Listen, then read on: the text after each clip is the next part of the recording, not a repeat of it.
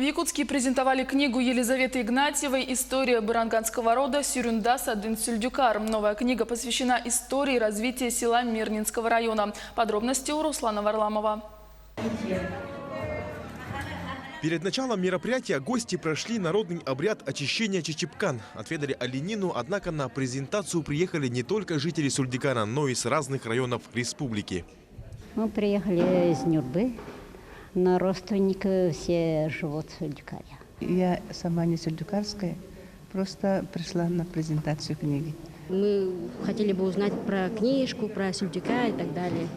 Данная книга посвящена истории развития села Сюльдюкар Мирнинского района, который является единственным из мест традиционного компактного проживания эвенков вилюйской группы улусов.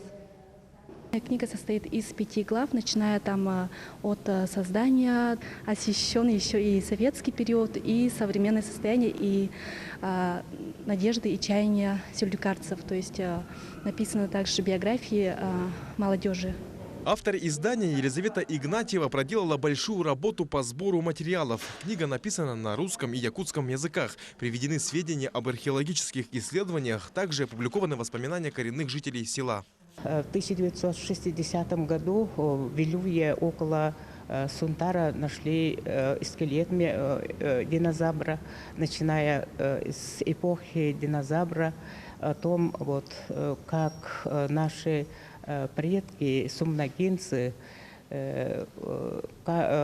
охотясь за мамонтами, бизонами, доехали до Америки и так далее. Но много таких интересных фактов. Елизавета Петровна является настоящей хранительницей истории баранганского рода. В книге много фотографий, рассказов, историй и воспоминаний сюльдюкарцев.